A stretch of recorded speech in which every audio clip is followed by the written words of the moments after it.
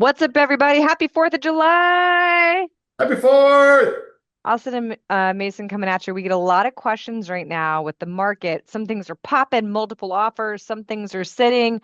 So, if there's the ability to negotiate, we really need to have this conversation of do you ask for a closing cost credit or do you get a price reduction?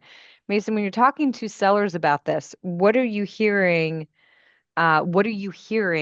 from your sellers overall? Like, are people understanding kind of what this could be for them? Yeah, no, absolutely. I think so. There's pros and cons, both ways with it. You have a lot of buyers, and one of the biggest struggles right now is having that cash out of pocket to make a purchase. You've got closing costs, you got your down payment, and it's not cheap to buy a home these days. So, Yeah. offering a closing cost credit can be very enticing. Um, the only downside to that is, one of the things that we leverage is all the online systems. So the Zillow, the Realtor.com, and everything like that. And there's a way to work that stuff where every time you do a price reduction, it brings it back to the top of everybody's radar. So a lot of times, what we'll do is we'll actually do both in conjunction with each other.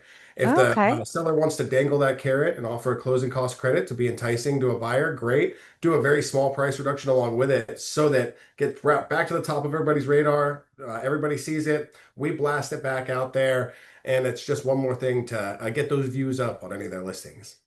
It's interesting because we recently had a success story with a guy that's like, oh, I really want this property.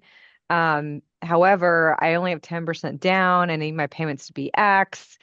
And the sellers were contemplating a price reduction. So we were able to do, now these are some big numbers. We were able to come in at $2 million dollars with $100,000 back.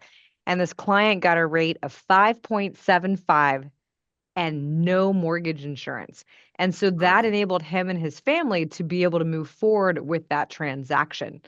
So I think, the seller's mind, they're getting the same net bottom. And some sellers really want that top to be a certain number. Like the seller emotionally was tied to getting 2 million, even though the net was going to be at that 1.9 point. They didn't want to drop the price to 1.9, right? Very Now, true. that when you're talking to sellers about that, are you finding that they're understanding a little bit more of, I guess, really what that bottom line for them could be? Like, where's that emotional difference in communication is? No, absolutely. And that's one of the biggest things that we always emphasize and what we're upfront with is we want to focus on what you're going to net with the sale of your home. Because obviously you've got realtor commissions, but there's a lot of other fees that people don't necessarily consider. You've Oh, got yeah. your escrow fee, your county transfer tax fee, city transfer tax fee, little things like the natural hazard disclosure and stuff like that. So we always, for our sellers, even before putting a home on the market, get them some estimated seller net sheets at different price points that show, Great. hey, given like you're just your typical closing costs, they're just estimates, but if you were to sell your home for $1 million, here's what you would net off the sale, including your loan payoff and including all typical fees. And that way, when you're focusing on the net as opposed to the gross, you can work with all these different strategies to get a home sold. That's fantastic. That's fantastic. Well, for all your buyers out there, I think you have to know it may be more within reach than you realize. It may be more within reach than you realize. So if you're tempted by something and you've got the down payment, but we're quite not sure, that's where Mason, I really appreciate your creativity, right? Because what you just said you're doing for your sellers, you can do for a seller when you have a buyer, right? So you can present them that data because it's that data that really is that driver. Yep, Fantastic. absolutely. 100%. All right, I'm going to go ahead and stop the share. Anything else you think that our viewers really need to know and understand about this market right now as they talk about negotiations and presentation?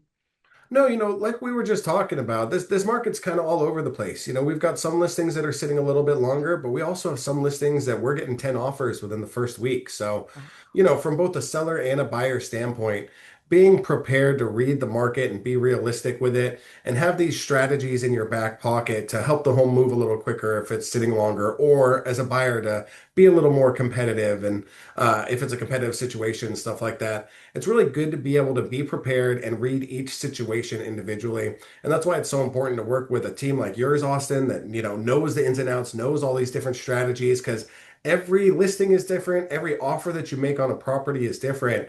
And, to have your best shot at success, you have to be prepared to make adjustments. So. Well, thank you for always pivoting. And again, going back to the real reason people are selling things versus just number in the sky. I am always so grateful. So, friends out there, make it a safe, happy fourth. Go crush it, America. And seriously, think of Mason, think of me, and think of your future, right? Think creatively. We're all here to support. Awesome. Thank you guys so much. Thank you, Austin. Happy 4th.